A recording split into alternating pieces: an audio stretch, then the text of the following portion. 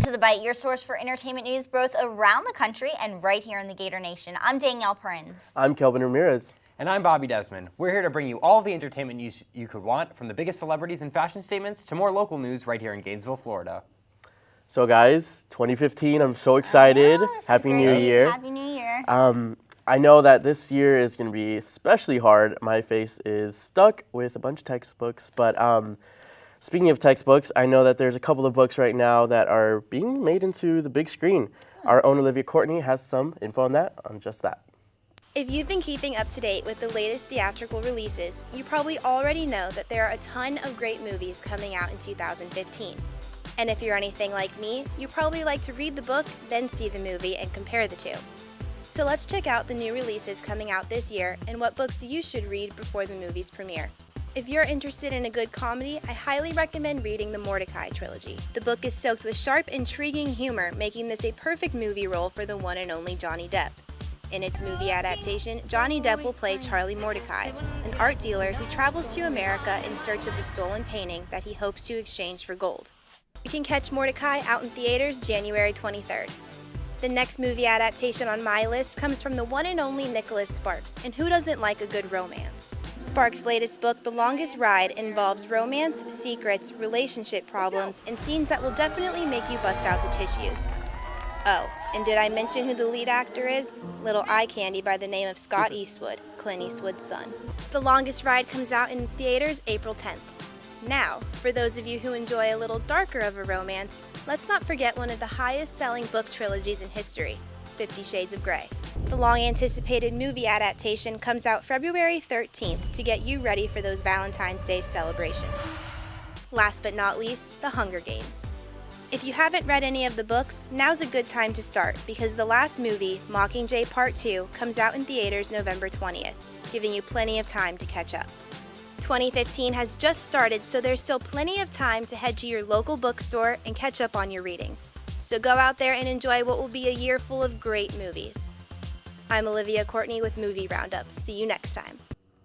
Olivia showed us some great movies, but unfortunately not all movies are that good. In fact, there have been a lot of flops lately. Yeah, I don't want to say this movie was a flop, but I saw The Boy Next Door recently, and according to some reviews, it's not getting any good ones. But I loved it. I mean, J-Lo's in it. How's J-Lo's in it, exactly. I think she good? did a great job. I'm just gonna say that the final fight scene was amazing, and I definitely think you guys should check it out. Yeah, I'm still planning on going to see that one. Another one that just came out is The Black Hat. The trailer for it, if you haven't seen it, they just shove a bunch of ideas and scenes into one trailer, and it can get, I don't know where they're going with the movie. There's a lot of cyber hacking in the movie, and they make it look very easy. So I don't think this movie is true to real life. And they spent $70 million making the movie, and they only made $5 million so far. What? So that can Ouch. be a bit of a problem. Someone lost their job, yeah, that's for sure. I think some people may be fired. Yeah, another movie that has a pretty famous cast, but I just don't think it's going to do too well, is Jupiter Ascending. It's coming out February 6th. It has Channing Tatum in it, Mila Kunis, Sean Bean, and Eddie Redmayne, who's up for a lot of awards this season. You think Channing Tatum, it has to be good, right? You would think. But there's a lot of signs that this movie's just not going to go over too well. First of all, it was slotted for summer of 2014, which, as we know, summer is the time for action blockbusters. Yeah. But then executives said, you know what, we're going to move it to February of this year, which is in the movie industry known as like a dump month, where you just put explains bad movies. So that doesn't look too well. And plus, have you seen the trailer? Channing Tatum is playing a space elf. Better than a stripper, though. Right? That is true. I don't know. To me, this movie just looks more like a video game, something you would see at GatorLAN, which actually our very own reporter, Carla Byron, went to GatorLAN this year to check out what video games are coming out later this year. So let's see what she has in this week's Power Up. Hey guys, I'm here at GatorLAN Winter 2015. Right behind me, people are signing up, getting ready to go inside. I'm about to do the same. I've never been to this event before, but I'm really excited. Let's check it out. GatorLAN is the largest free video gaming event in Florida. It occurs 3 times a year, is open to everyone, and appeals to both hardcore and casual gamers alike. We host tournaments for all the popular games like League of Legends, Smash Brothers, Dota 2, Hearthstone, StarCraft, and any game that breaks the mainstream, we host that here and run a tournament. Fonseca says 300 to 400 competitors are competing today. Mark Stranko is one of them. I mean, a lot of people look at video games in a negative outlet in the sense that they don't get much socialization. They spend too much time at home. Things like these bring a lot of people together, and I think that is a very good thing. GatorLAN normally draws more than 1,000 attendees, and Fonseca is expecting the same results today. People from all over Florida and across the nation have come to this event to play and compete. Even teams from schools like Georgia Tech, Florida Gulf Coast University, and the University of Central Florida are all here to battle it out and show their gaming skills. Gator Gaming's project manager Diamond Overstreet has seen GatorLAN grow from its humble beginnings. Over the years, it's exploded. We've been able to kind of take it from a setup that doesn't have a projector, doesn't have video streaming, doesn't have, people have access to large scale raffles, don't have access to Nintendo, don't have access to, demos like Trendy Entertainment. So local support has been really good. But the goal, Overstreet says, is to only make it bigger and better. I want to get the word out. So essentially we want to kind of get a larger venue, hopefully the O'Connell Center, support at least, 80 vendors, 80 companies that can, sort of reach these populations, especially at one of the largest universities in the nation. I had a great time at GatorLAN, but I couldn't leave without asking gamers what upcoming titles they're most looking forward to playing this year. Yeah, I'm looking forward to Splatoon. That's probably going to be one of my biggest ones. Xenoblade Chronicles X. Also Bloodborne on the PS4. Metal Gear Solid. I played Metal Gear Solid 4 and really liked it. I really like the lore behind the game and the story behind the game. And it's something I really follow and I understand now, so I'm excited to experience it again. I'm really looking forward to playing The Order of 1886 on PlayStation 4. It looks like a really good title, really cinematic from everything I've seen, and I love the whole kind of idea of a shooter with a good story. I'm Carla Byron with Power Up. It's neat to see how many Gators are into playing video games. I haven't played a video game since my Nintendo DS back in the 6th grade. Do you play a video game, Kelbin? I want to say I do play video games, but I haven't had the time to. But I am really excited for this game coming out right now. I'm probably the only person right now that still plays Dragon Ball Z. I'm sure not. Dragon Ball Z Xenoverse is coming out very soon, so I'm probably going to pick that up soon. Yeah, I don't really play any video games right now. The only thing I do play is this new app that I'm addicted to called Trivia Crack. Have you guys been playing it? Mm-hmm. Yes. Everyone has been playing it. And there's this ad for it, or there's an ad on the app for another app called Game of War. Kate Upton is in this ad. Yes, everyone knows the ad I'm talking about. In fact, it's our first celebrity for this week's Biter. So let's throw it up on the screen, and we're going to swipe left if we disapprove of the outfit, and swipe right if we approve. Here is Kate Upton, looking like she just got out of the Hogtown Medieval Fair. What do you guys think? I wish I looked like that when I went to the Hogtown Medieval Fair, but unfortunately I don't look like that. She looks great. She does look great. Surprisingly, even in medieval clothes, she looks great. Yeah, so I think it's swipe left. Swipe right. Swipe right, Oh, Danielle. sorry. Wow. Sorry, swipe right. Next up, we have Justin Bieber in his Calvin Klein ad. When this came out, I was like, wow, Bieber's becoming a man. He's going into manhood. Look at those muscles. And then a few hours later, we find out, nope, they're fake. They were photoshopped. So unfortunate for him and for all of us because he is still a little boy. So I think this is terrible. I have to agree. I'll agree. Yeah, Definitely. It's awful. Swipe. It's a swipe left. Just like Selena Gomez did. Ouch. Next up, also in the scrawny arms category, we have Rob Lowe, who, if you've seen these new ad campaigns he's been doing where he's playing a handsome Rob Lowe, who has DirecTV, and then the scrawny-armed, creepy, gremlin-looking Rob Lowe, who uses some other cable provider.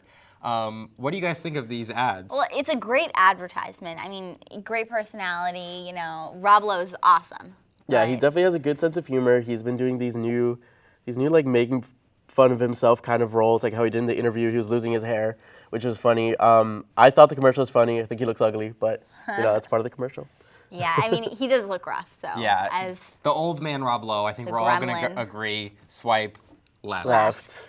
And next up, one of my favorite pop stars right now, Katy Perry, and her commercial for, she's promoting herself. She's going to be the halftime show performer for the Super Bowl, and I'm very excited. Yeah. Yeah, I'm interested to see. Maybe she's going to bring a shark in this pink wig on stage. That would be very surprising. That would be awesome. Yeah, this ad really pumps me up to see what she's going to bring to the table. And her music's going to be fun. It'll be a nice little, difference from, bunch of people tackling each other to cute little Katy Perry jumping around stage. It's great. It's a good But I think we could all agree, I mean, a couple of sprinkles, a couple of cupcakes. We could Yeah. all swipe. It's going to be great. Right. And the Super Bowl is quickly approaching. I'm really excited for that. Our very own viral reporter, Sarah Gerard, has some sweet memes to share with us. Welcome back to the Viral Vault. With the Super Bowl coming up, we took a look at some of the best sports memes the internet has to offer. And with that, it seems as though Chris Evans, known for his role as Captain America, and Chris Pratt, Star-Lord in Guardians of the Galaxy, are having a competition of their own. Last week, the two super hunks began Twitter Bowl 2015, when Evans declared his allegiance to the New England Patriots and Pratt to the Seahawks. Within the playful banter, the two agreed to a charitable bet. If the Patriots lose, Evans must visit Seattle Children's Hospital, dressed as his character and waving the 12th man flag.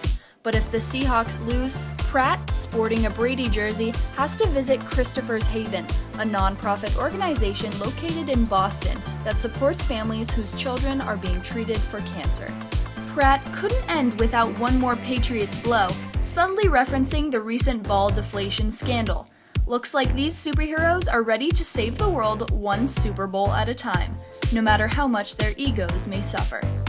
Next. Every UF student should have watched the Rose Bowl earlier this month, but while FSU was doing this, ouch.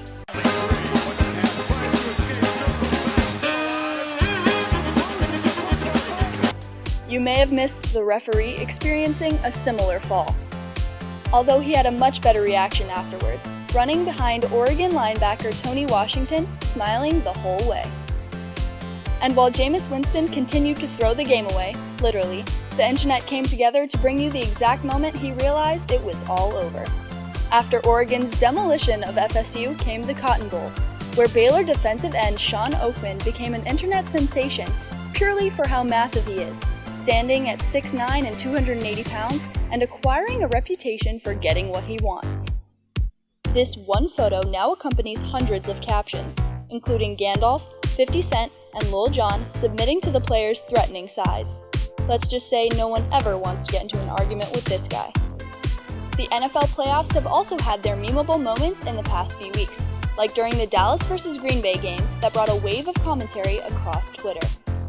From Aaron Andrews' questionable fashion choices to when Tony Romo took a tumble and subsequently became the cover of Sports Illustrated. And finally, though we love Oregon for beating FSU, we can't deny their performance at the national championship was subpar. Oh, they lost a big one, all right. But when you're losing to a team playing their third-string quarterback, at least your uniforms are pretty. But to be fair, if there's one thing we can say about Ohio, I'll just leave this here. Be sure to tune in and check out what we've got locked up next time on the Viral Vault. This has been Sarah Gerard, signing off. That's it for this episode of The Bite. I'm Bobby Desmond. I'm Kelbin Ramirez. And I'm Danielle Prinz. Make sure you subscribe to this YouTube channel and follow us on Twitter at ChomPics The Bite. See you next time. To create a nice bob. Yeah. So we're going to play this game today. It's called Name the Bob. So we're going to have celebrities up on the screen, and our viewers at home and my co-hosts are going to try and figure out what celebrity chopped their hair off. All right, let's do this. Who's first? Name the Bob. Name the Danielle Prinz haircut. Oh, stop it. Yeah, I did this before they chopped their hair off. Ooh, So okay. All right. I set the trend. No. Red hair is Yeah, red definitely... hair.